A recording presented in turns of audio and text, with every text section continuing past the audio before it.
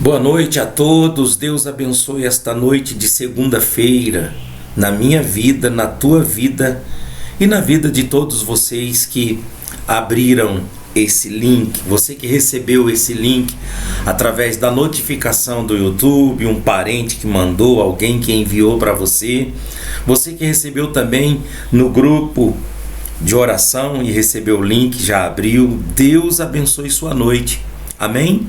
Escreve aí, amém, para que venha se confirmar tudo isso que a gente está falando sobre a sua vida, porque nós estamos aqui para abençoar a sua vida, através das nossas palavras, falando palavras positivas, falando palavras de oração que vai fazer com que você tenha uma noite feliz, um dia feliz. Então, eu só preciso que você escreva amém. Dá um joinha e escreve amém. Dá um like e escreve amém, porque esta noite de segunda-feira é noite de bênção sobre você, sobre sua família, seu marido, sua esposa, seus filhos, seus netos, seus amigos, seu FAP, né? Todo mundo tem o seu FAP, que é família, amigos, parentes e irmãos em Cristo, todos vocês que estão aqui conosco. Então nós vamos realizar esta oração abençoando você com a nossa oração, e depois nós teremos uma palestra aqui, nós teremos o pastor Alexandro, que está falando sobre a sabedoria, falando sobre o temor do Senhor, falando sobre provérbios. E eu creio que vai ser de grande valia você estar aqui conosco, tanto participando desta oração agora, como também participando, assistindo, anotando. Pega um caderno, você vai precisar de anotação, ou talvez nem precisa, porque só é você voltar. Essa transmissão, ela vai ficar gravada aqui nos vídeos, vai ficar gravada no YouTube, no canal do YouTube, e você pode, voltando a cena, a fita, as palavras, para poder você anotar no seu caderno, tá bom? Mas agora vamos orar, vamos falar com Deus, para que nós todos tenhamos uma noite feliz, uma noite abençoada. Se você puder fechar os seus olhos, para poder você se concentrar, faça isso. Se não, então ore comigo, meditando nas palavras, mesmo o que você está fazendo, que não dá para parar, mas vamos estar em oração.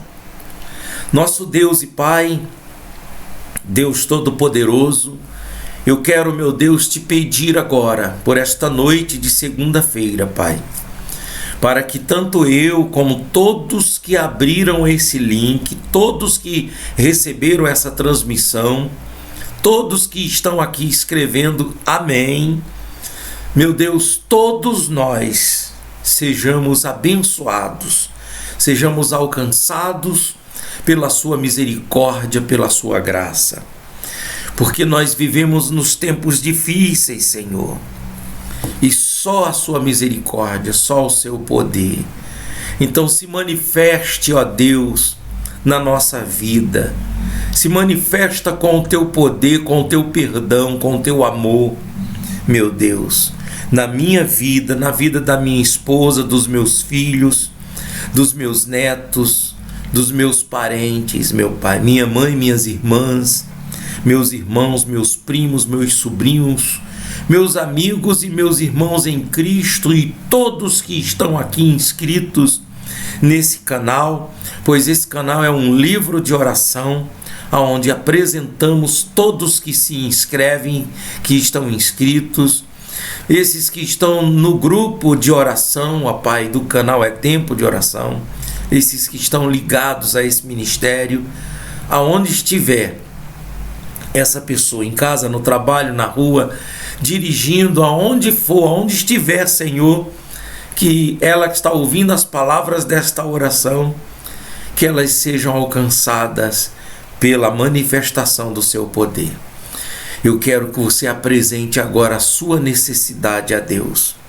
Você que está sofrendo com um problema espiritual, insônia, medo, opressão, depressão, vê vultos, ouve vozes, esse problema emocional que já está atingindo o lado espiritual, ou a falta da espiritualidade, falta da leitura da Bíblia, da oração, do congregar, de cumprir seus deveres, suas obrigações, está fazendo com que você venha perder o direito da bênção. Então, ore a Deus agora, para que você tenha o direito da bênção. Não deixe somente eu orar e eu falar, mas você fale sua necessidade, seja ela conjugal, seja ela financeira, seja sua necessidade física, seja sua necessidade na família, alguma coisa que está acontecendo na tua família. Ah, meu Deus, essa pessoa apresenta a ti agora a sua dor, a sua queixa, a sua lamentação. Atende, ó Deus, em nome de Jesus. Atende a oração dessa pessoa, o clamor desta pessoa. Eu te peço, ó Deus, e já te agradeço, porque eu sei que o Espírito Santo leva essas palavras até o altar de incenso para ficar diante do teu trono, diante da tua glória, a nossa necessidade. O Senhor sabe da minha necessidade. O Senhor sabe da necessidade de cada um que aqui está orando comigo. Talvez não estejam orando comigo nesta hora, neste momento, mas ela está tendo o momento dela em outro momento, em outra hora, em outro dia. E em nome de Jesus, que essa pessoa seja alcançada, seja tocada pelo teu Espírito. Receba agora a presença de Deus, o poder de Deus, o amor de Deus. Receba agora o perdão de Deus, o abraço de Deus. Se sua alma está angustiada, receba paz, receba vida e seja forte. Em nome de Jesus, em nome do Senhor. Amém. Amém? Escreve aí amém. Quem não escreveu ainda, escreve amém. Todos os dias, 5h15, também 6 horas, a oração Paz para a Cidade, como também 12h15 à noite. Nesse horário nós estamos aqui com todos vocês, tá bom? Convido você para se inscrever aqui no canal, convido você para indicar esse canal para pessoas que querem oração, precisam de oração, gostam de oração. E eu quero fazer aqui, antes de apresentar o professor, antes de colocar as cenas, as imagens aqui da escola dominical de ontem, domingo. Estou transmitindo aqui para você, segunda-feira à noite. De repente você está assistindo em um outro dia da semana.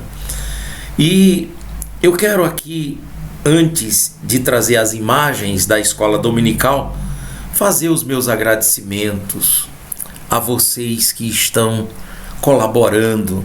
São poucas pessoas, quem dera que fosse muita gente, mas as poucas pessoas, porque muitos são chamados, mas poucos são escolhidos. As poucas pessoas que têm colaborado e ajudado, eu tenho certeza que Deus está vendo você com a alma aberta, como a Bíblia diz que a alma generosa prosperará. Então seja próspero, meu irmão, em Cristo, meu irmão de fé, seja próspero, espiritualmente, em todo sentido, em nome de Jesus, tá bom? É isso aí. A senhora, esses dias, ela falando comigo, ela disse: pastor, eu tenho sido tão beneficiada nesse canal, nesse ministério, eu tenho sido tão abençoada, que eu me sinto me vejo como obrigada a colaborar, porque está me fazendo muito bem. Não, você não é obrigado, ninguém é obrigado, mas quando a pessoa é tocada por Deus, é assim, porque a pessoa está sendo beneficiada todo dia, com oração, com mensagem. E é o mínimo que ela pode fazer, além das suas orações, é uma colaboração, né? Mas não é todo mundo que pensa assim. Não é todo mundo que tem a alma aberta, a alma generosa para dar, para ajudar, para estender a mão. Mas só em você estar aqui no canal, Deus te abençoe. Deus já está te abençoando. Agora, deixa o Espírito Santo falar o teu coração. Ele já falou. O problema, você que está aqui todo dia, é que você não ouviu ele falando. Mas ele está falando. Mas vai chegar o momento que você vai ouvir. Tá bom, então. Então vamos para o momento, esse momento aqui da escola dominical. Deixa-me ver. Tá aqui.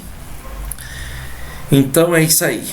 Eu vou fechar o meu microfone e vou abrir aqui para o professor Samuel apresentar o pastor Alex. Tá bom? Então vamos lá. Gostaria de chamar aqui o meu querido irmão, pastor Alexandro. Fazer igual Jesus, vem para o meio e senta aqui. Para quem não conhece, o Leleco é um amigo de longa data. Eu devo muito a ele, tudo acerca da minha caminhada de fé. Ele praticamente foi o meu discipulador desde 2001, pelo menos, 2001. Então sou muito grato a ele. Ele me ensinou a ler a Bíblia, me ensinou a fazer estudo bíblico, me ensinou a pregar. Então eu sou grato demais. Para mim é uma honra estar aqui com ele. O pastor Alexandro, ele é psicólogo, professor também, lidar com a educação básica no ensino médio de sociologia. E eu trato ele como um teólogo autodidata de uma profundidade riquíssima, com uma leitura extremamente peculiar. Ele também pastoreia uma igreja orgânica, muito parecida com a gente, assim, lá em Belo Horizonte, né? A comunidade Mensagem Eterna. Isso, Mensagem Eterna. Então, espero que Deus possa usar ele como sempre usa, né? Quem caminha com ele sabe o quanto que ele é um canal de Deus para as nossas vidas. E eu queria orar por ele nesse momento, para Deus o abençoar e o capacitar. Senhor, muito obrigado pela vida do Leleco, Senhor. Nós te agradecemos porque nós fomos canal da tua bênção na vida dele, Senhor. O Senhor, na verdade, usou ele como canal para nos abençoar. E nós queremos, ó Deus, em gratidão, em retribuição, abençoar a vida dele nessa manhã, nesses dias, que o Senhor possa trazer uma palavra direcionada do Senhor na sua boca, como sempre o Senhor o faz. Muito obrigado que o Senhor continue usando ele com perseverança, com graça, e tantas pessoas têm sido acolhidas, alcançadas pelos teus dons, pela tua palavra pastoral, pela sua palavra de mestre, pela sua escuta, pelo seu acolhimento. Obrigado, Jesus, por ele, pela Sônia, pela sua família, que é tão importante para nós. Que o Senhor o abençoe nessa manhã e o inspire e o use em nome de Jesus. Amém e amém. Fica à vontade, meu irmão. Bom dia, gente. Que a graça e a paz do Senhor esteja com todos vocês, como ela está aqui conosco, né? Primeiramente agradecer ao pastor, aos pastores, né? Pastor Lira,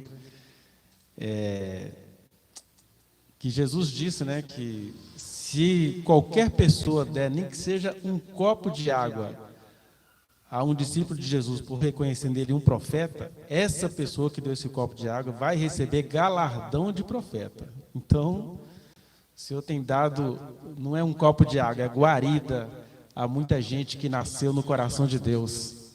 Grande é o teu galardão. E agradeço muito, né, por conhecer. Agradeço a Deus por conhecer mais uma parte do seu rebanho, que ele também disse, a gente não valoriza essa reunião aqui não, sabe? Nós temos problemas psicológicos sérios em relação a Deus, porque talvez uma das coisas mais importantes que esteja acontecendo nesta cidade é esta reunião aqui, porque Jesus disse que onde estivesse 2 ou 3 reunidos no nome dele, ali ele já estaria. Então, a gente está reunido aqui no nome de Jesus, essa palavra que aparentemente... Por que esses crentes se reúnem? Qual é desse povo? Ai, tem evento cultural na cidade, tem clássico não sei do que, e esse povo vai ficar reunindo, cantando. Aí Jesus está assim, vocês não conhecem os mistérios no reino de Deus, que quando vocês se reúnem aqui, 2 ou 3 que sejam, o inferno estremece, porque o grande medo do diabo é que as pessoas que Deus fez se convertam a Ele, né? Então, agradeço por vocês estarem aqui cumprindo, né, aquilo que Jesus deseja, que a gente se reúna. Ele falou: eu edificarei a minha igreja, a minha reunião. Então, sintam-se bem-vindos pelo nosso Pai, né? E agradeço também por estar aqui em Itabirito, né, na casa dos nossos amigos. Itabirito tem a ver com uma pedra aí, né, que quando você risca é um traço vermelho. Então, a gente está aqui na cidade da pedra de traços vermelhos, em nome da pedra angular, né? E aí, sem maiores delongas, eu queria ler com vocês um trecho conhecido das Escrituras. Está no livro de Provérbios. Ai, meu Deus, espera aí que eu sou prolixo, deixa eu ver meu tempo aqui. Vamos lá. Provérbios 1. Provérbios 1, versículo 7. Aproveitando que essa reunião aqui ela é devocional, mas ela é sobretudo uma reunião de ensino, né? Então vamos logo falar do ensino do nosso Pai. Provérbios 1, 7. Diz assim: o temor do Senhor é o princípio do saber. Outros versículos que falam sobre o mesmo assunto falam o princípio da sabedoria. Mas os loucos desprezam a sabedoria e o ensino. O temor do Senhor é o princípio da sabedoria. E os loucos desprezam. Se a gente fosse fazer uma estatística, né, como nós que nos enxergamos como ovelhas de Jesus, temos agido como loucos, né, porque as pessoas desprezam a sabedoria, as pessoas desprezam o ensino, as pessoas desprezam o aprendizado, o crescimento. As pessoas querem se apresentar, né? Elas não querem ser cheias do Espírito Santo, elas querem mostrar o que elas não têm, querem ostentar. Tanto é que os valores do nosso país passam por aí, né? Se o cara tem dinheiro, ele nem pode mais ser processado, né? A gente que trabalha com a educação fica assustadíssimo ao ver isso no dia a dia. Se alguém é chamado numa CPI para ser chamado, mas fulano tem dinheiro, trabalhou muito, as pessoas já associam muito dinheiro com muito trabalho, e a pessoa com a cabeça oca, né? Isso vai desde o pessoal lá das betas até alguns governadores, é gente com muito dinheiro e com a cabeça oca, e que a gente exalta. A começar da interpretação do próprio livro de Provérbios, que a gente sempre confunde sabedoria com riquezas, né? Provérbios é um livro que está lá na literatura de sabedoria judaica, hebraica, por que não dizer? E o livro começa falando que são provérbios de Salomão, mas é verdade, se você for fazer uma leitura bem detalhada ali de Provérbios 1 até o 9, mais ou menos, aquilo ali são sábios judeus pós-exílicos. Tem umas características naqueles provérbios que mostram que eles não foram necessariamente escritos por Salomão. E o próprio livro vai mostrando, por exemplo, Provérbios capítulo 10, ou capítulo, né, Provérbios 10 até o 24, por exemplo, lá o livro deixa bem claro que aquilo ali são as máximas do rei Salomão. Então eles reuniram ali, aquele tanto de provérbios, e aí depois do capítulo do Provérbios 24 em diante, você vai ter mais alguns provérbios maiores do rei Salomão, reunidos pelos homens de Ezequias, do rei Ezequias. E mais para frente você vai ter o provérbios dos sábios ali, da região mesopotâmica, né? Lemuel, aí tem o provérbio da mulher virtuosa, né? Então, por que se reúne um livro desse?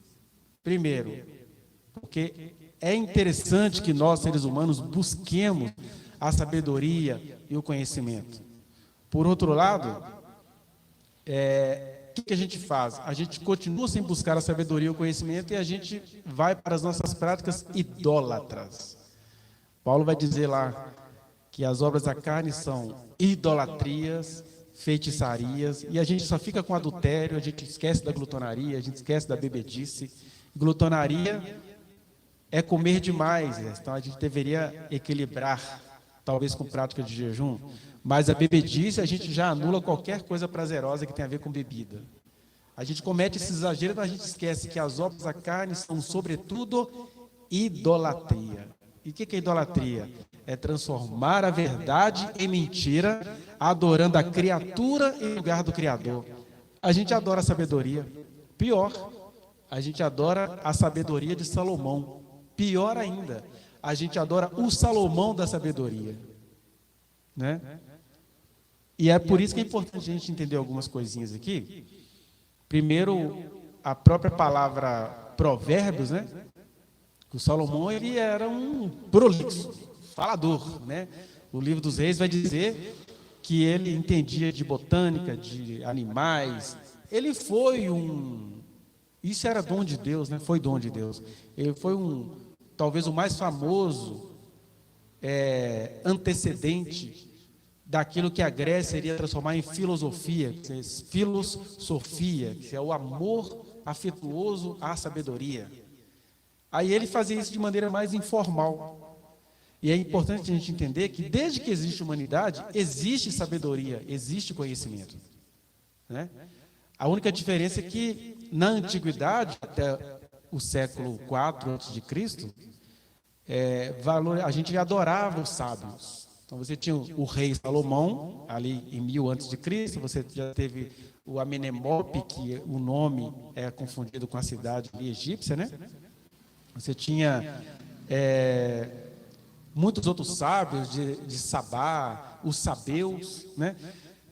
Tínhamos os antigos aí, o Confúcio, Zoroastro, Siddhartha Gautama, mais conhecido como Buda. Eram pessoas que eram adorados pela sua sabedoria.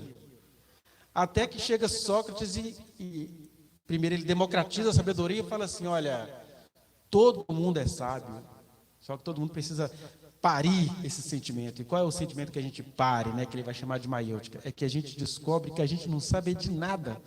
Quanto mais você souber, mais você não sabe. E isso não é um convite a que a gente não procure o conhecimento, é que a gente continue procurando o conhecimento e a sabedoria.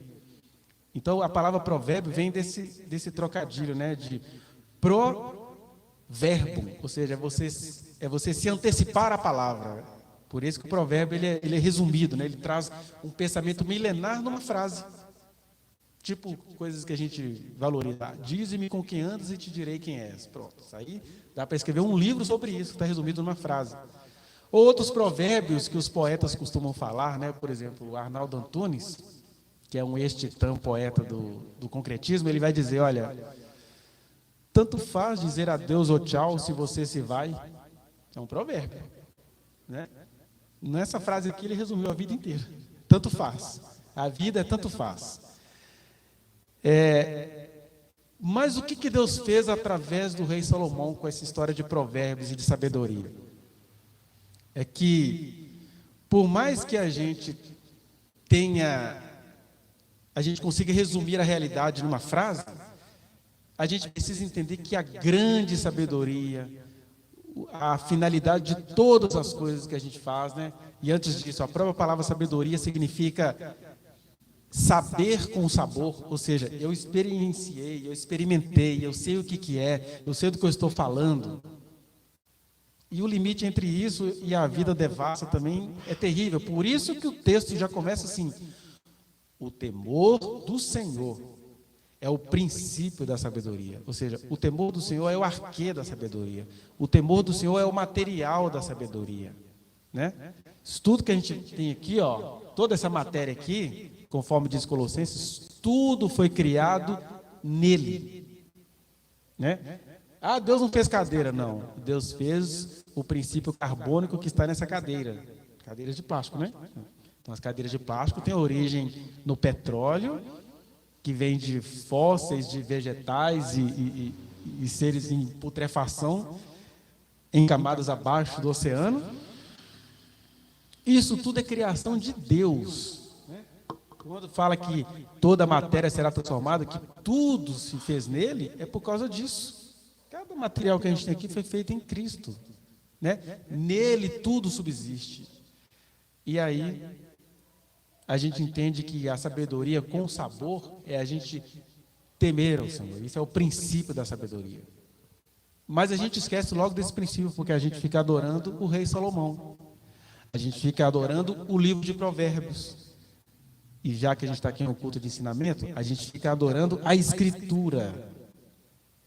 E aí alguém fala assim, ixi, acende o alerta que já chegou um herege lá de Belo Horizonte, veio para Itabirito, perverteu os nossos corações contra a Bíblia, porque a Bíblia é a palavra de Deus. Sim, a gente pode entender a Bíblia como palavra de Deus, mas as obras da carne são idolatria. O que a gente faz? A nossa dificuldade, por isso que Jesus falou que ele iria reunir a sua igreja, porque é difícil fazer discípulos. Porque a nossa dificuldade em ser discípulo de Jesus é que a gente logo esquece Jesus, até mesmo pela palavra dele. E se a Escritura é palavra de Deus, a Escritura não é Deus. E não adianta alguém ficar com raiva disso. Eu vou ficar com raiva de entender que Deus é maior do que o livro que expressa a sua palavra? A gente fica com raiva disso, a gente é muito preso às nossas tradições, né? E é claro que não é um seminário sobre bibliologia, mas só para a gente pegar como o fio condutor uma questão que nós temos aqui. O temor do Senhor é o princípio da sabedoria.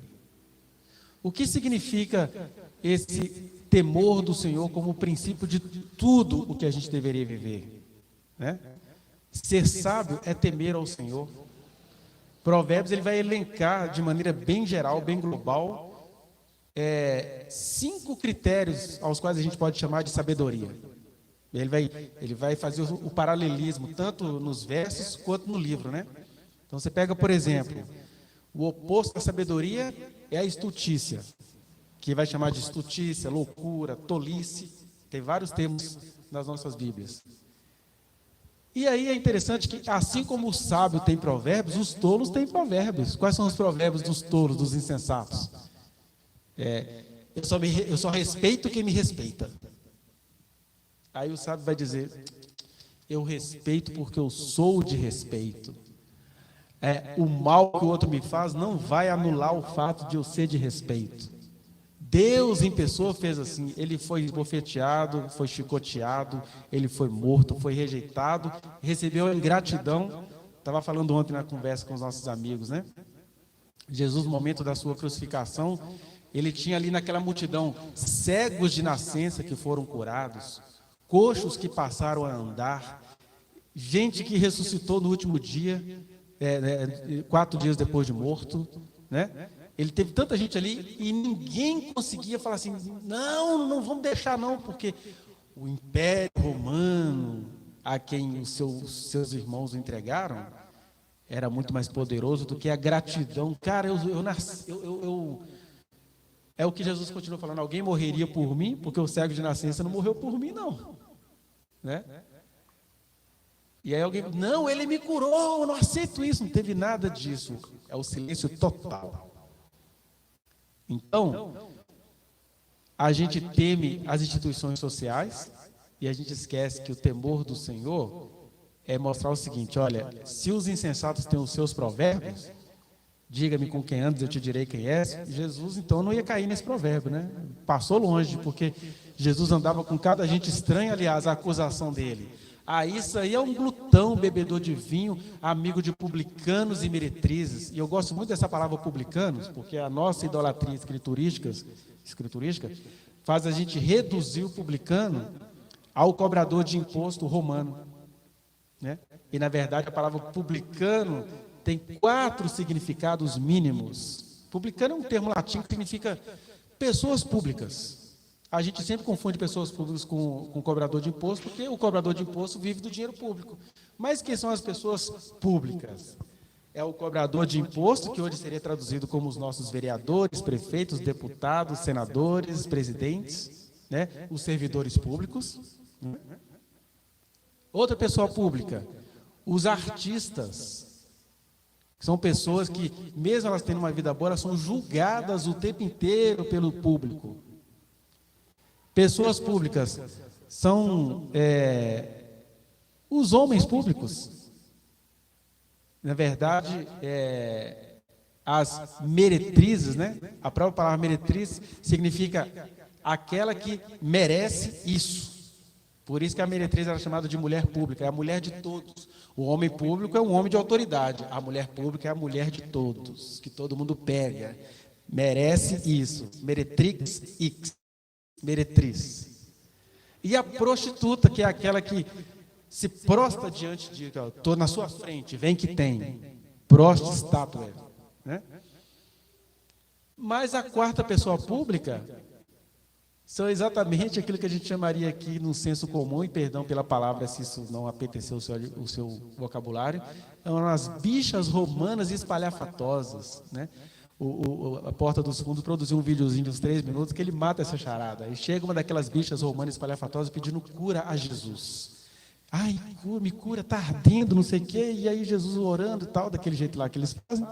E no final das contas, a bicha romana espalhafatosa sai curada e Jesus fala assim, o que foi, gente? Ele estava com um problema estomacal. Jesus não o curou da sua personalidade, né? Porque a acusação que pesava contra Jesus ele fica aí com esses publicanos aí, ó, olha o tipo de homem que anda com Jesus, sabe se isso é macho? Claro que isso não é problematizado pelas Escrituras, a menos de maneira bem discreta, né?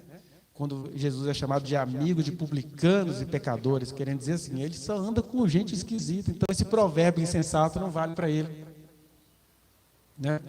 Então, a sabedoria tem o seu oposto, que é a insensatez. E a gente tem que tomar cuidado para a insensatez não fazer a gente ficar insensato em nome de Deus, né? Existe hora para tudo. Existe a hora da extravagância também na nossa intimidade com Deus. Mas a insensatez é você fazer o louvor extravagante. O que é o louvor extravagante? Nós vamos cantar aqui durante 6 horas sem parar, e daqui a pouco todo mundo começa a vomitar. Isso não é sabedoria, isso é estultícia disfarçada de sabedoria, né? E saber que existem coisas que são para a intimidade, existem coisas que são para o público. A outra característica da sabedoria é a prudência.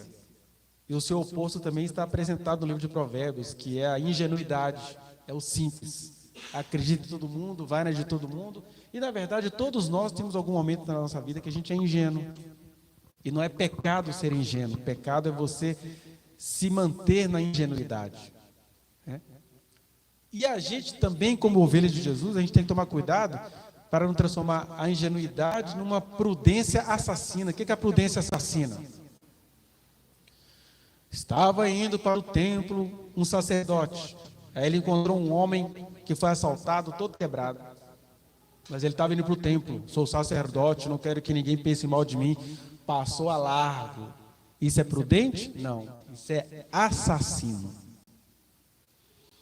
Está lá o homem assaltado, sangrando, aí passa o levita. Meu Deus, eu passei a madrugada inteira diante do Senhor com o pão do hino, eu vou ajudar no trabalho do templo. Passou a largo. Isso é prudência? Não. Eu acho interessante isso, porque nós, no nosso dia a dia, a gente é o tempo todo convocado a essa prudência assassina, né? Não mexe com isso não, a vida é assim mesmo. Vai ficar agora apaixonado com criança perdida? Ah, o que é isso? Esse pessoal só dá trabalho. Passa longe, você tem que ter prudência, tem que ser sábio. E aí para Jesus isso é uma prudência assassina, porque Jesus não conseguia ter essa prudência assassina.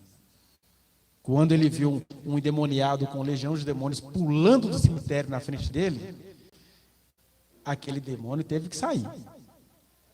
Mas se ele fosse prudente, olha, primeira coisa, você recebeu uma bênção que poucos recebem, você foi liberto de 12 mil demônios. Então, a partir de agora, nós vamos instituir em Decápolis a campanha do homem da legião. Então, convoquem todos os endemoniados. Aí seria uma imprudência, porque Jesus nunca mais ia fazer nada na vida dele, porque ele ia rodar o mundo inteiro dando testemunho do homem que tinha legião de demônio. Mas o que Jesus faz? Ele atende ao homem endemoniado, porque ele era sábio, mas ele não era prudente assassino. Mas ao mesmo tempo ele fala para o homem, fica aí na tua cidade, fala para os teus as grandezas de Deus na tua vida, né? O que a gente faz? Ai, Deus ressuscitou minha filha, Deus fez isso. Vamos rodar o mundo para contar isso. Aí a graça que Deus nos deu vai virando desgraça procedimental, né? A sabedoria também, ela nos ensina a diligência. Diligência é aquela capacidade de se dedicar, de trabalhar, né, de ser um ser prestativo à existência. E o oposto da diligência é a preguiça. E aqui eu não estou falando de cansaço, de esgotamento. Quem está cansado é porque trabalhou muito. Quem está esgotado é que está trabalhando tanto que precisa parar. Eu estou falando daquela pessoa de... Que é isso, ô mãe? Eu não pedi para nascer, você vai me sustentar, falou? Os meninos são meio assim, né? Eu não pedi para vir, igual vocês se viram. E aí, a gente então não pode também transformar a diligência em desobediência a Deus. O que Jesus disse? Trabalhai, não pela comida que perece. Trabalhar pela comida e pela bebida eterna. Porque às vezes a gente está trabalhando tanto, está sendo tão diligente, mas a gente está sendo louco. Aí Jesus chega para essas pessoas e fala assim: olha, você foi muito eficiente no que você fez, louco. Esta noite pedirão tua alma. E o que você fez? Vai dar o quê? Então a gente chama de trabalhar para Jesus, é fazer um monte de loucuras, e a gente trabalhou mesmo, né? Como é que o Brasil foi descoberto pelos europeus? Com muito trabalho. Chegaram aqui em Itabirito, pegaram um monte de pessoas africanas e fizeram elas cavar essas rochas todas aqui. É diligência? É. Mas é a diligência da sabedoria? Não, é a diligência da covardia. E aí, nós que nascemos descendentes dessas pessoas, seja as pessoas más, seja as pessoas vítimas, precisamos ensinar e aprender com Jesus a inserir o evangelho nessas coisas todas, a boa notícia, a boa libertação. Sabedoria também significa você ter um elevado senso de humor, um sarcasmo, né? A gente quando você vai ler na Bíblia milhares de vezes, né? A gente começa a perceber, por exemplo, que muita coisa que Jesus fazia, e os judeus entendiam, eram verdadeiros aforismos e sarcasmos em relação ao que os profetas falavam. Por exemplo, tem um salmo que diz assim: se subo ao céu, lá estás. Se vou no mais profundo do abismo, lá estás também. Aí veio o profeta Amós e fala assim: olha, de fato, se vocês subirem aos céus, eu vou lá arrancar vocês de lá. E se vocês descerem ao mais profundo do abismo, eu vou lá puxar vocês para a minha disciplina. Né? Aí era o profeta. E Jesus chega e faz vários aforismos também no Novo Testamento, aludindo a passagem do Antigo Testamento. Só que ele está dando um outro significado. Né? E aí, às vezes, a gente fica assim: não, diz que é homem de Deus, mas aí, fazendo graça com a cara da gente. E ele está dizendo: não, gente, a gente tem que ter um pouquinho de bom humor. A diligência, o trabalho, não deveria tirar da gente a alegria de viver, porque a criação de Deus é pura gargalhada. Né?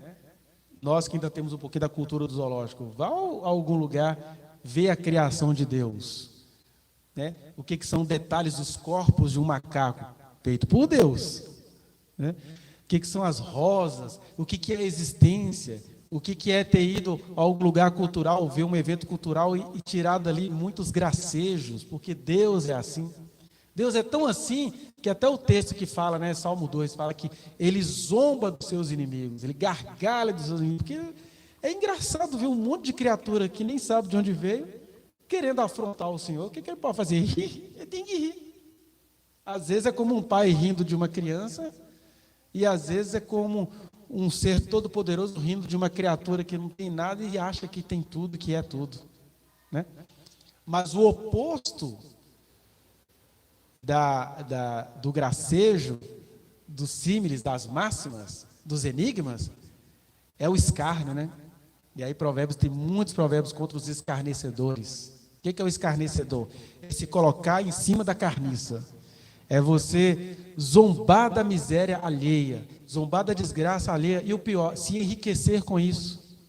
Nós estamos nesse momento, precisamente no Brasil, às voltas com um humorista aí, que ele ficou rico, milionário, famoso no mundo inteiro, falando mal de deficiência física, de questões psicológicas, das negritudes que tanto fizeram por esse país. Ele está falando mal disso tudo e agora está todo mundo com dó, porque ele pode vir a pegar 8 anos de cadeia.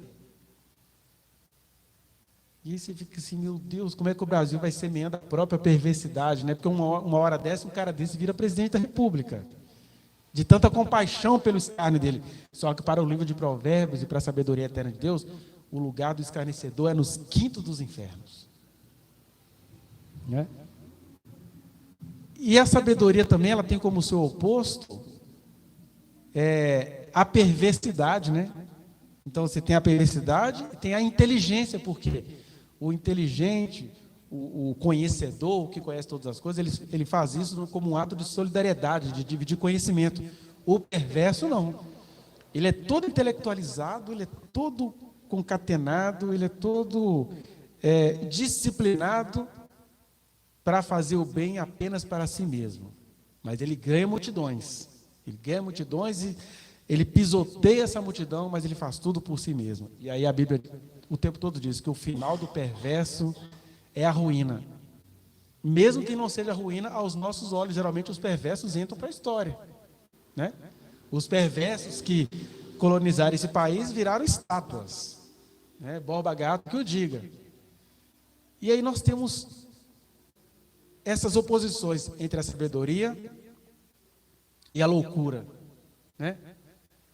O oposto da sabedoria é a insensatez, o oposto da prudência é a ingenuidade, o oposto da diligência é a preguiça, o oposto do bom humor é o escárnio e o oposto da inteligência é a perversidade, que é a inteligência satânica.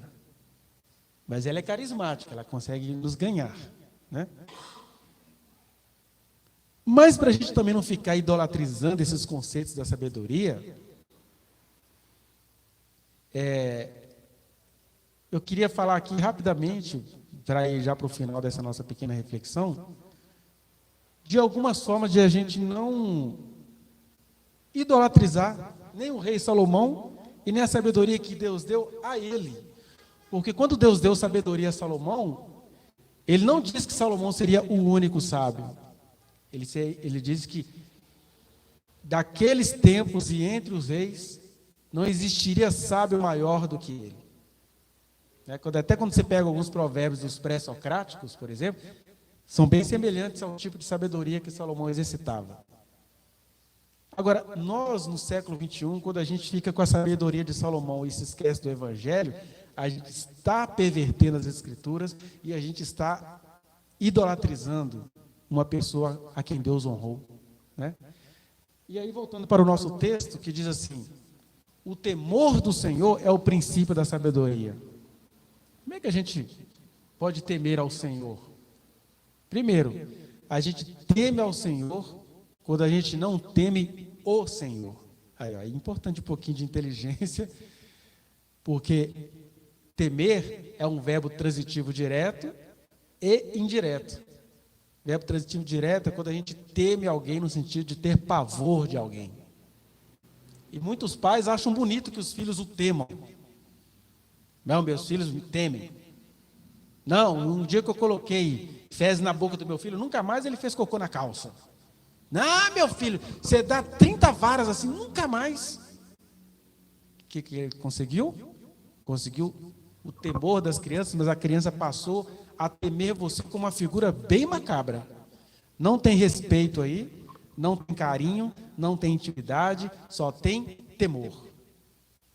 E aí, não é esse temor que é o princípio da sabedoria. É temer ao Senhor. O que é temer ao Senhor? Gente, olha só, isso tudo que a gente está vendo aqui, essa reunião onde Deus está presente, como é que Deus é magnânimo. Ele consegue largar todas as coisas que Ele tem para estar aqui com a gente. Isso é muito misterioso, isso é muito sério, isso deveria ser levado a sério. A gente deveria levar isso para a beirada das nossas camas quando a gente fosse orar. Que é aquele temor que a criança tem em relação a gente, a criança que não foi contaminada com os nossos castigos desnecessários, né? Que a criança faz o quê com o pai e a mãe em quem ela confia? Ela sobe em cima, ela lambuza. E a gente trata ela como criança, né? Então, temer ao Senhor é diferente de temer o Senhor. Deus não quer que ninguém tenha medo dele. Foi Ele quem veio aqui dizer isso para a gente. Olha, gente, não temais. Por que Jesus veio ensinar a gente a orar a Deus sempre chamando-o de Pai? Você pega o Evangelho de Mateus, que ainda preserva alguns resquícios da cultura judaica.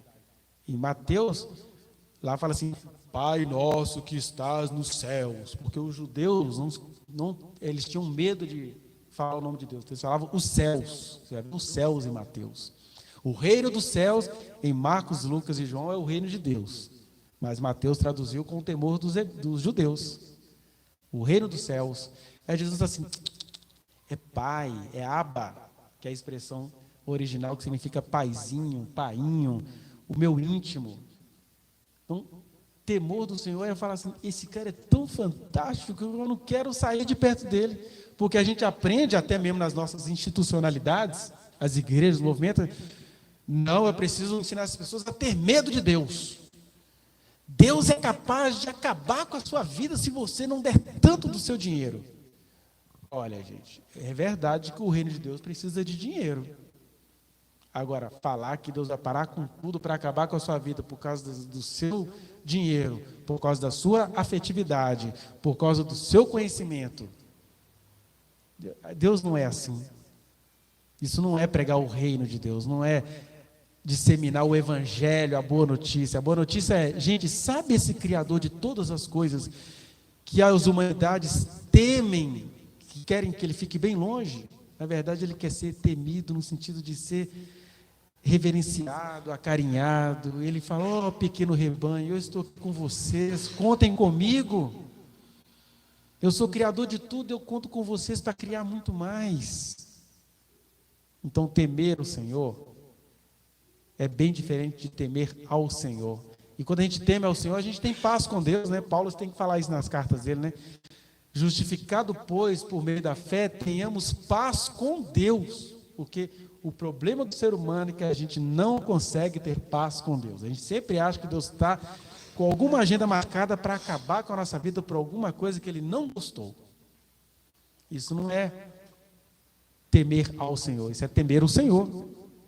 Isso é tratar Deus como o diabo, isso é blasfêmia. Né? Porque Ele fala assim, não, vinde a mim cansados, sobrecarregados, que eu, o Senhor, vos aliviarei. Toma o meu jugo, que ele é muito melhor do que essa tralha que você criou para se esconder de mim. O meu jugo é suave, o meu fardo é leve. Então, temer o Senhor, na verdade, é temer ao Senhor e não temer o Senhor. Né? Eu até anotei aqui porque eu sou prolixo, eu não quero me rebelar quanto o tempo que nós temos aqui, né, gente? O domingo é amplo. Segunda coisa, temer o Senhor é não anular o espanto. Espanto no sentido de que, mesmo eu sendo íntimo de Deus, eu sou ser humano e Ele é Deus. Então, existe como você não perder o respeito através do espanto, do maravilhar-se. Já viu Deus se espantando? Deus se espantou com a fé de uma cananeia, né? Olha, eu sei quem que o Senhor é e por isso que de ti eu recebo até migalha. Aí o Deus, o Todo-Poderoso, falou assim, olha isso, gente, quem aqui em Israel me falaria uma coisa dessa? Israel não estão gostando nem do ouro do Salomão que eu dou. E essa aqui está dizendo, não, de ti vale a migalha. É comida de porco, mas é tua? Vem que tem. Aí, esse espanto que Deus teve com essa mulher, Ele queria ter com a gente, queria que a gente tivesse com Ele. Isso parece muito a pessoa ter uma autoestima assim, não, eu sou do Senhor, tudo que eu quiser eu consigo. Não, é assim, eu nem mereço, mas eu sei que eu consigo, eu tenho paz para pedir, porque eu sei que Ele me ama. Eu sei que Ele sabe quem eu sou, eu sei das nossas conversas íntimas. Então, o temor do Senhor também é não perder esse espanto, essa alegria todo dia, não perder essa espontaneidade. Por isso que Ele falou que se a gente não se converter como crianças, a gente não verá o reino de Deus, porque a gente precisa ser criança. O que é ser criança? É confiar extravagantemente nele, coisa que a gente não faz, né? A ponto dele falar assim, olha, Ele... O Espírito Santo, quando passar a habitar em vocês, Ele vai fazer o trabalho mais difícil de Deus. Qual que é o trabalho mais difícil de Deus? Convencer o mundo do pecado. Por que do pecado? Porque não creem em mim. a gente se torna doutor em teologia, a gente lê a Bíblia 300.000 vezes, a gente se torna doutor em tudo quanto é coisa. Muitas vezes, por quê? Porque a gente não confia em Deus. Por outro lado, então também não precisa estudar não, que eu confio em Deus. Mas quem confia em Deus vai buscar a sabedoria e o conhecimento. Não tem saída. Então, temer ao Senhor é não anular o espanto, a admiração, o carinho, a alegria de sabermos que fomos feitos por Ele, que Ele está com a gente. E temer ao Senhor é não idolatrar a sabedoria de Salomão. E eu queria falar 2 aspectos dessa idolatria de Salomão, né? Primeiro aspecto da idolatria da sabedoria de Salomão, que eu queria falar aqui bem rápido. A gente pode pensar nisso depois, a gente faz um seminário para conversar sobre esses 2 aspectos terríveis. Primeiro aspecto, né? A gente pegou todos os provérbios de Salomão e resumiu em um versículo que vai se tornando uma blasfêmia. O versículo em si não é blasfêmia, mas o uso que a gente faz é se tornando blasfemo.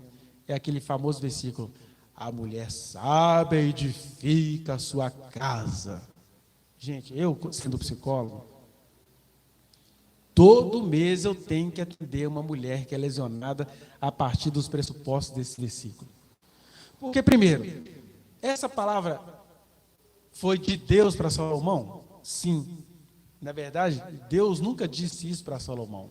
Ele, inspirado, cheio do Espírito Santo, recebendo a promessa que ele recebeu de se tornar o homem mais sábio daquela geração, vendo a realidade toda acontecer, ele chegou a essa conclusão: opa, a mulher sábia edifica sua casa.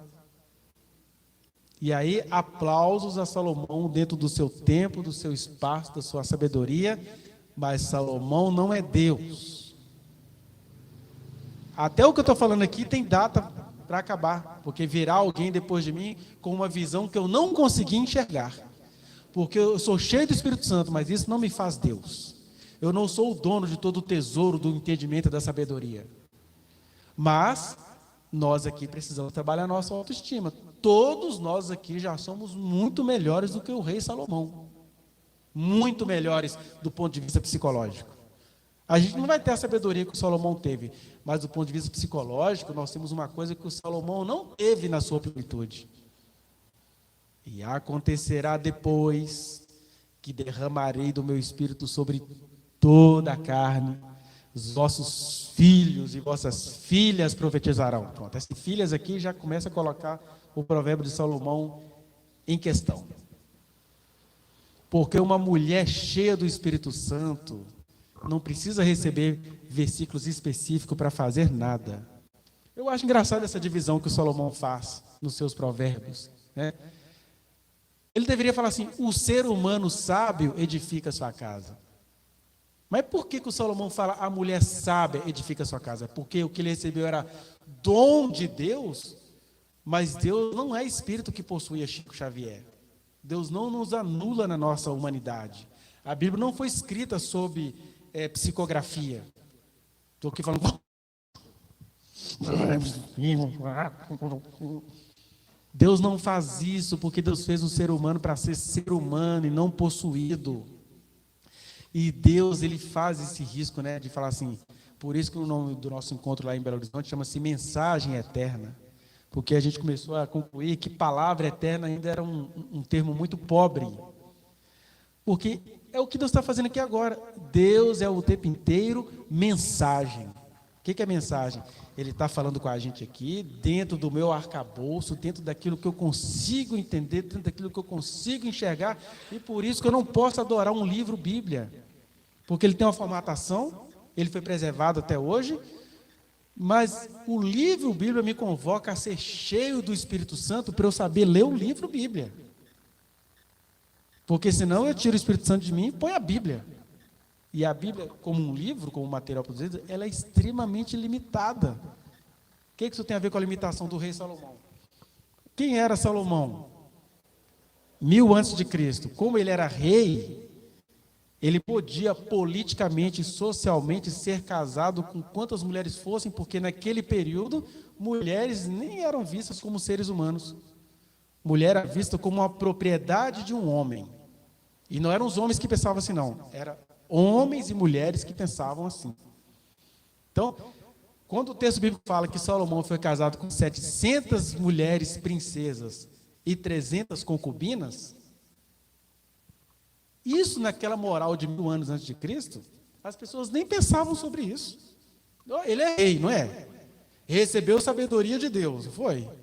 Então, se ele recebeu a sabedoria de Deus e ele passou a ser adorado por isso, ele pode casar com quem ele quiser, como ele quiser. Aí o que é que Salomão faz? Ele faz 1000 alianças políticas, né? Na verdade, ele faz 700 alianças políticas, quer se casar com 700 princesas.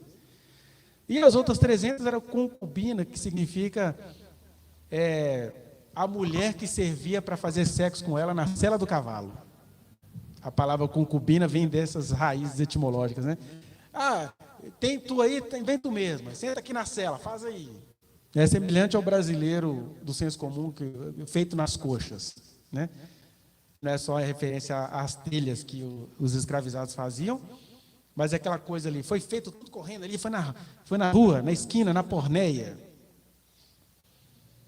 Mas nos dias de Salomão nada disso era problematizado. O problema é que isso criava um problema psicológico no sábio. Porque aí a gente, agora do século 21, fazendo essa leitura, com as elaborações que o Salomão não tinha, a pergunta está aqui. Essa é a sabedoria de Deus para nós hoje. A pergunta que eu faço aos irmãos presentes. Um homem que é casado com 1000 mulheres, ele gosta de mulher? Vocês são ovelha de Jesus, né? Quem é ovelha de Jesus aguenta o que eu vou falar aqui agora. Quem é ovelha de Jesus sabe que o Salomão não era Deus, ele era um ser humano. Deus foi rigoroso com ele, falou: Salomão, com tudo que eu te dei, cara, você me faz um altar a Quemos na entrada do templo. Olha, eu vou te dar paz até a sua morte, mas quando você morrer, o reino será entregue ao teu inimigo. Que foi o Jeroboão, né? Que o Salomão viu que o Jeroboão era um cara eficiente, colocou ele para ser chefe de escravos. Aí o chefe de escravos é colocado por Deus para as 10 tribos do norte. Porque eu estou contando isso aqui para você não ficar se sentindo culpado de achar que Salomão tem limitações. Não, Deus falou que o Salomão era limitado. E adorar a Deus é você entender os limites da sabedoria deste homem a quem eu devo respeito, mas respeitá-lo, sobretudo, entender que ele é um ser humano. E aí, significa o quê? Que um homem que era casado com 1000 mulheres, ele não gostava de mulheres e nem sabia. Quer ver? Se você vai viajando na sabedoria das Escrituras, o livro Cântico dos Cânticos, que é atribuído a Salomão, ele foi escrito pela única mulher, ele foi escrito em homenagem à única mulher que Salomão não pôde ter, que é a Sunamita, que era uma mulher que cuidou de Davi lá até os seus dias finais. E aí tinha uma disputa entre Salomão e os outros irmãos dele sobre quem iria ficar com aquela mulher, mas parece que quis ficar com ninguém, falando que bem iam passando, né? E aí, até o amor do Salomão expressado no livro do Cântico dos Cânticos é um amor não realizado, porque ser humano no mundo caído tem dificuldades terríveis de amar as mulheres. Homens e mulheres têm uma dificuldade terrível de amar as mulheres. Isso é um conceito sociológico clássico que os professores de sociologia, por serem machistas, não gostam de trabalhar. Mas qual é a marca cultural de todos os tempos, de todas as épocas? A misoginia, o ódio à mulher. Homens e mulheres odeiam mulheres. E aí, na sabedoria de Salomão, o que você tem aí? Embora ele falou que o temor do Senhor é o princípio da sabedoria, e naquele período essa mensagem serviu, na verdade, foi a misoginia o princípio da sua sabedoria. Tanto é que você vai ter muitíssimos provérbios do rei Salomão acerca das mulheres. A mulher que fala muito é igual um gotejar contínuo. Cuidado com a mulher adúltera, porque os lábios da mulher adúltera destilam favos de mel. Uai, mas e o homem adúltero? Aí fica aquela coisa assim, a desgraça da humanidade é a mulher. Então não são só os islâmicos que pensam assim. O rei Salomão pensava assim. E era o que ele tinha naquela época. É o que temos para hoje. É o que temos. Isso é sabedoria. Nem se questionava isso. Nenhuma mulher do rei questionou isso. Só lá na frente, né? Mulheres que chegam para nós como se fossem pervertidas, e elas não eram, por exemplo, Safo, a mulher grega, da onde vem a palavra safadeza, porque Safo era uma mulher que fazia coisas que eram atribuídas ao homem. Ela construía, ela andava a cavalo, costurava, que mais? Ela foi alfabetizada, isso é coisa de homem. Aí elas tiveram que construir a vida dela lá na ilha de Lesbos, né? Daí vem a nossa palavra lesbianismo. Mas antes disso ninguém questionava nada, né? E aí o rei Salomão já está perdoado, porque ele usou as estratégias, as ferramentas das quais ele dispunha. Mas a gente não está perdoado, porque depois de Salomão, e aí eu estou falando isso, irmãs presentes, tirem das suas costas, essa é a boa nova para você nesta manhã. Tire das suas costas essa coisa pesada de a mulher sábia edifica sua casa. Porque fica uma coisa perversa. Primeiro, a mulher se culpa porque ela não dá conta de nada. E segundo, ela se culpa, mas é uma culpa orgulhosa. Tipo, não, a mulher tem que se virar para dar conta. Ela tem que se virar. Né? Tem um caso que eu acompanhei que a mulher estava dormindo, acordou com seu filho morto. Ela vai ser condenada agora, porque se ela estava dentro da casa dormindo e o filho estava morto, foi ela que matou. E aí eu digo lá nas minhas críticas, né, é porque a mulher tem que ser melhor do que Deus, que se nem Deus guardou esse menino da morte dele, a mulher que estava dormindo tem a obrigação de guardar. E aí ela tem que provar, e ela não vai conseguir provar, que ela não matou aquela criança. Né? E aí começa toda aquela coisa, não, minha filha, mas é que se Deus deixou esse menino morrer com você dormindo, tem alguma coisa errada com você. São as assombrações da mulher sábia, edifica a sua casa. Então, para com esse fato de querer ser mulher sábia. Seja mulher sábia como? Temendo ao Senhor. Mulher sábia igual a minha mãe, que viveu tão pouco, ela tinha uma oração de mulher sábia. Tem até a minha esposa estranha essa oração, mas é a oração de uma mulher sábia. Ela tinha 5 filhos, tinha hora que ela ficava doida com tanto menino. Aí ela falava, Jesus, se o Senhor achar que os meus filhos vão se desviar dos teus caminhos, pode preparar e levar. E ela orava assim na nossa frente, né? Aí as minhas irmãs, que isso, maninha? Nós somos lá de Pernambuco, né, maninha? Não, se Jesus achar que vocês vão crescer longe dos caminhos dele, que ele prepare e leve. Isso é mulher sábia. Por quê? Ela não estava querendo dar conta de tudo, estava falando, Jesus, eu não dou conta disso, mas o Senhor dá. E eu confio no Senhor. Né? Então, tire do seu fardo, das suas costas, esse fardo da mulher sábia. É que a mulher... por que você matou a mulher? Não, a Bíblia mesmo fala que a mulher falando, eu gotejar a cortina, eu perdi a paciência e matei. E aí você vai pegando provérbios contra as mulheres para poder favorecer o ódio cultural às mulheres. E aí nós que somos cheios do Espírito Santo, recebemos um outro versículo que diz que as filhas profetizarão. Né? Até o Paulo, quando ele tinha os seus rompantes judaicos, né? Não aceito que a mulher ensine na igreja. O Paulo tinha um monte de colegas doutoras no ensinamento, entre elas a Priscila, que o casal era chamado de Priscila e Áquila, porque a Priscila era a proeminente do conhecimento grego ali. Né? Tinha 2 lá intelectuais, que era Evódia e Sintique, elas brigavam muito, tinha Trifena e Trifosa. Ele tinha no ministério dele, mesmo que ele tivesse seus rompantes judaicos, a herança que ele recebeu, de que mulher tinha que ficar em casa caladinha, quietinha. Mas ele vai lá e não, em Cristo não há judeu nem grego, não há escravo nem livre, não há homem nem mulher. Em Cristo só há ovelhas de Jesus. Então tire das suas costas essa cruz colocada por uma sabedoria que foi dada a Deus, de Deus, que veio de Deus para Salomão, mas que foi usada pelas nossas tradições contra a existência das filhas do Senhor. Né? E uma segunda e última, não idolatria do rei Salomão, é que ele também tem uma coisa que está difícil isso no Brasil. Né? O Brasil caminha para preservar essa maldição. Quando a gente pega a sabedoria, transforma em maldição e se apega. Né? E aí, diz um dos provérbios, amor a maldição, ela o apanhe. E eu fico com medo do Brasil no sentido histórico, político e cultural, porque o Brasil, ele vem amando a maldição. Por exemplo, eu tive sérios problemas na escola, onde eu dou aula, no ano passado, por uma frasezinha. Estava lá dando aula sobre o que é senso comum, ciência, lá. E aí eu gosto de render muito esse assunto do senso comum, porque o senso comum é aquilo que nos é comum, a gente aprendeu, né? Tem alguns aspectos do senso comum que eles são positivos. Fazer a limonada da vovó, né? As tradições de Itabirito, isso é o senso comum, isso é bem-vindo. Não vamos perder isso. Agora, eu trabalho com os adolescentes, o senso comum macabro. Aí, um dos sensos comuns macabros, do qual a gente nunca quer abrir mão, e a sabedoria deveria nos ensinar a abrir mão, e ela nos ensina, é aqueles textos bíblicos. A vara da disciplina salvará o coração da criança.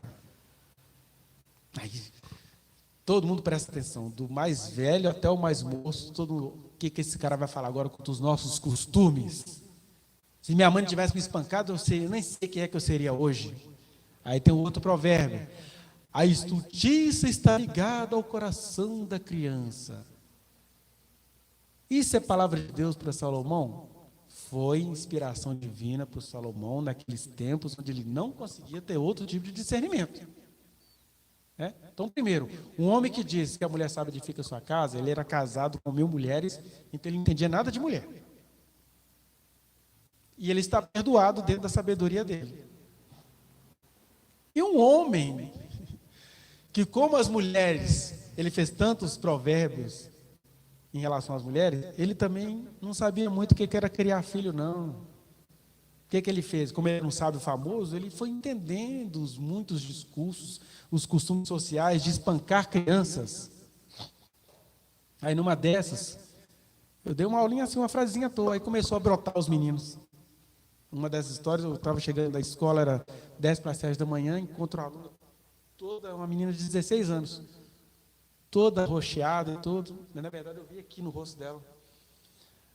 Aí ela, o que foi isso? A minha mãe, aí, diagnóstico, a mãe é evangélica, de uma igreja bem famosa lá de Belo Horizonte, e aí não, é tudo em nome do temor do Senhor que eu quero colocar no seu coração. Mas por que uma mãe que ama acha que tem que quebrar uma filha desse jeito, né? Eu falei, você pode tirar a sua jaqueta? E quando vai ver, o braço dela está todo roxeado. Aí eu falei, professor, já vinha acontecendo há algum tempo. E aí eu fui levar a coisa em instâncias superiores, né? Nós temos leis específicas sobre isso no país. Eu não ia ver uma coisa daquela, eu não ia notificar. E a escola inteira, grosso modo. Quais são os seus sentimentos por essa aluna? O que você está querendo com ela? Por que esse interesse todo? Aí quando eu fui descobrir é porque a mãe que fazia isso com a aluna, ela era amiga da gestão, aquela coisa toda. E aí, enfim, a história é longa, eu tive que fazer uma denúncia de 75 páginas, aquela coisa toda. Mas eu fiquei assim, tudo baseado em quê? Uma das vice-diretoras lá, ela é cristã da mesma igreja dessa mãe. Ela falou assim, um professor está ensinando uma aluna a se posicionar contra a mãe. Tudo baseado em quê? Não, a Bíblia fala que é com a vara da disciplina, que a criança sem disciplina vai ser entregue a si mesma. E aí eu comecei a responder aos alunos, com os adultos, né? A gente tem que fazer igual a Jesus. Não tenho conversa com o fariseu. Vocês estão felizes com seus conhecimentos? Sigam em paz. Agora com os alunos. Professor, mas e quando a Bíblia fala mesmo que a vara da disciplina vai salvar a criança? Eu falei, deixa eu contar para vocês uma historinha. Sabe o que aconteceria com você se você desrespeitasse seu pai ou sua mãe?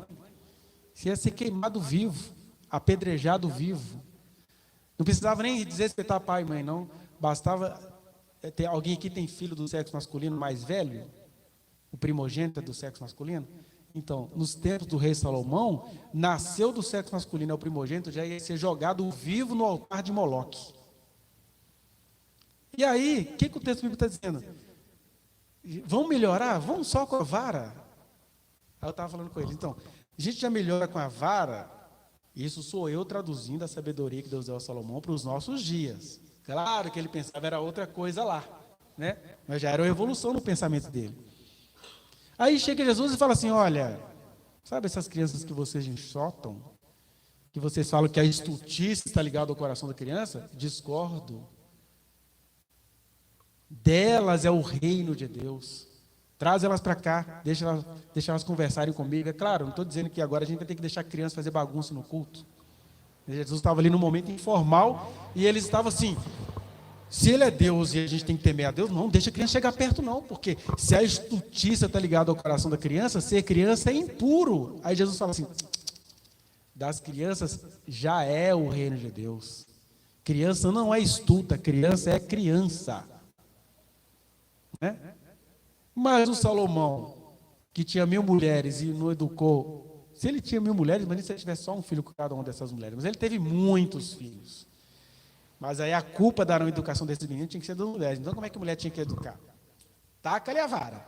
Espanca, é por amor que eu faço isso. Deus me livre. Infelizmente, eu ainda na minha imaturidade cultural, tive que recorrer a algum castigo físico aos meus filhos. Aquilo acabava comigo. Não é? Eu lembro que a última vez que eu encostei o dedo na minha filha, irritado com a reação dela, foi que eu sacudi de maneira para ela aquietar, né? Depois, na mesma hora, eu me senti assim, gente, que ser humano horroroso que eu sou. A minha mocinha, olha que mulher linda que está se formando, e eu estou sacudindo ela, achando que isso vai educá-la. Mas tem gente que se orgulha, e a gente se orgulha o quê? No nosso fundamentalismo, isso aqui é fundamentalismo gospel. Não, está escrito que a vara da disciplina apartará não sei o quê. Claro, cada um tem suas particularidades, individualidades, e o que eu estou falando aqui não é psicologismo, não é porque eu sou psicólogo.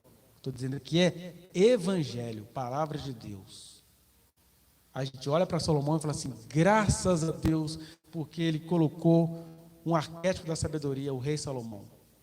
Mas eu não adoro Salomão. Salomão não é o meu Senhor. O meu Senhor é aquele que estava em Salomão. E ele tem muito mais segredos a me contar do que ele conseguiu contar para o Salomão. O que isso tem a ver com o evangelho? Para que a gente está reunido aqui para falar disso? Para mostrar que se nos tempos de Salomão, de Buda, de Confúcio, essas pessoas eram adoradas porque eles representavam uma sabedoria, eram reverenciadas, hoje em pessoa. E aí, a nossa reunião aqui é para que a gente consiga se edificar uns aos outros em Cristo Jesus, mas a sabedoria, ela vai embora daqui com você. É lá na sua casa, no seu dia a dia. Por isso que Jesus chegou com coisas básicas. O que é temer ao Senhor? Temer ao Senhor é entra no teu quarto, fecha a porta, fala com teu pai em segredo, que ele vai te recompensar em segredo. Olha, jejue por aquilo que você entender que você deva jejuar e não faça disso propaganda. Olha, faça os seus propósitos com Deus, porque a sabedoria te habita. Ele vai te ensinar a se conduzir. E Ele vai te ensinar por dois caminhos, que é um só na verdade, mas é dois, né? Que se transforma em um. O primeiro caminho é o da comunhão. O Evangelho é comunhão. O segundo caminho é o da sua individuação com Deus, no seu dia a dia, no seu orar, no seu levantar. Isso não é fanatismo. E aí Deus vai te balançar quando você quiser botar a culpa de tudo nas mulheres e colocar todos os seus lixos nas crianças. Porque sabedoria em Cristo Jesus é fazer o que Jesus fez. Se Salomão tem vários provérbios contra as mulheres, Jesus não tem nenhum provérbio contra as mulheres. Só para encerrar isso aqui, que eu acho importante a gente entender isso. Os provérbios clássicos acusam a mulher de ser adúltera. Jesus fala assim, o homem que olha para a mulher com intenção impura no coração já adulterou com ela. E a gente sempre pensa que intenção impura é o sexo, né? Não, intenção impura é bonita, vou acabar com a carreira dela. Essa mulher falando e está sendo filósofa inteligente, eu vou me envolver com ela só para tirar ela daí. Intenção impura. A mulher está se acabando e você fala, você nem trabalha, só fica em casa à toa. Você quer trabalho mais árduo do que cuidar de crianças. Eu, como psicólogo, eu faço meu trabalho social, que é ajudar as mulheres a descobrirem no processo que a pensão dos pais é muito pouca. Então, argumenta lá com o juiz que se ele pagar lavadeira, cozinheira, faxineira para cuidar dos filhos dele, então essa pensão de 30% aí é pouca. E geralmente quando eu consigo colocar isso no relatório, elas conseguem. Porque, gente, vamos ser honestos. Vamos fazer o que a Bíblia diz que era para a gente fazer pelas mulheres, dar a nossa vida por elas como Cristo deu a sua pela igreja. Então o Evangelho aqui nesta manhã é a gente entender isso. Quem teme ao Senhor de verdade vai mudar o seu olhar sobre as mulheres e sobre as crianças. Até porque as mulheres, desde o começo do Evangelho, eu costumo brincar nas minhas palestras públicas, mas é brincadeira de fundo sério, né? A sabedoria não tem seu deboche, então vamos lá. Vocês acham mesmo que Jesus só tinha 12 apóstolos? Isso era o que a cultura judaica queria. 12 das 12 tribos, bababá, da tradição. É 12 que vocês querem? 12. Mas o que Jesus tinha medo era apóstolas. Aquelas é que trabalharam até depois da morte, porque está lá Maria e Maria Madalena indo perfumar o corpo morto do Senhor. Isso é que é a apóstola. Nenhum cabra-macho daqueles 12 foram lá. Elas foram. Já somos vistos como figuras públicas, mesmo não temos nada a esconder. Vamos com tudo. Então Jesus tinha 12 apóstolas. Mas por que na Bíblia não fala nitidamente sobre isso? Porque a Bíblia não é Deus, ela é Bíblia. O Espírito de Deus está aqui para você ir lendo em comunhão e aprendendo o que é de Deus para nós. Fora isso, a Bíblia ela vai reproduzir a sua cultura original, que é uma cultura hebraica lá, do Netanyahu, que quer matar palestino, baseado, sabe assim, lá o quê? Que palestino não tem nada a ver com cananeu. Mas isso é um assunto para um outro encontro. E que o Senhor nos abençoe, que a gente... Vamos ficar de pé para a gente firmar esse compromisso diante do Senhor. Pai, nós te agradecemos pela tua sabedoria eterna, dita através de um vaso praticamente sanitário, Senhor. Muito ruim. Mas nós te agradecemos pela tua soberania em se expressar através de nós, em nos dar, Senhor Deus, o olhar do Senhor sobre toda a carne que o Senhor criou. Onde a gente deveria entender que não há superior nem inferior, não há servo e nem livre, não há homem nem mulher, só há pessoas a serem amadas, só há seres humanos, ó Deus, das crianças, das mulheres aos homens, seres humanos, ó Pai, que a gente precisa acolher, que a gente precisa ter do Senhor a sabedoria e até mesmo a magia que só o Senhor pode nos dar, a magia, a unção, o entendimento, a tenacidade de chegar em cada coração, em cada necessidade e pescá-los para Ti. O Senhor nos prometeu fazer-nos pescadores de pessoas e nós clamamos a Ti por essa sabedoria para que a gente possa pescar vidas para Ti e que essas vidas se edifiquem em Ti e que o Teu Evangelho seja Evangelho em todo o tempo, comida boa, comida nova, comida apetecível eternamente no Senhor, no nome de Jesus. Amém. Amém. Obrigado pelo carinho, pela paciência, e eu acho que eu fui prolixo, não teve jeito. Não se preocupe. Amém. Foi maravilhoso, né? Então, pessoal, se você conhece uma pessoa que gosta de estudar a palavra, se você conhece alguém, manda esse link, envia esse link para alguém. Bota no grupo, avisando, já falando, ó, pessoal, é 1h17, tem a oração do pastor Lira, e depois tem aqui o ensinamento sobre a sabedoria de Salomão, temor do Senhor, mas é muito profundo. Já avisa para a pessoa, vai valer a pena você assistir, fazer anotações. Então, faça isso. Se foi bom para você, você que ficou até agora, até o finalzinho, foi bom para você? Então, envia para alguém, abençoa alguém, mandando esse link para essa pessoa. Talvez você começou a assistir e não tinha tempo, não vou assistir depois, e terminou e já tem alguns dias e está assistindo aos poucos. Manda para alguém. Se inscreva no canal quem não é inscrito. Sempre clica no sininho para você sempre receber as notificações. E se você quiser fazer parte do nosso grupo de oração, Brasil em Oração, seja bem-vindo, tá bom? Deus abençoe a todos e até a próxima. Tchau, tchau.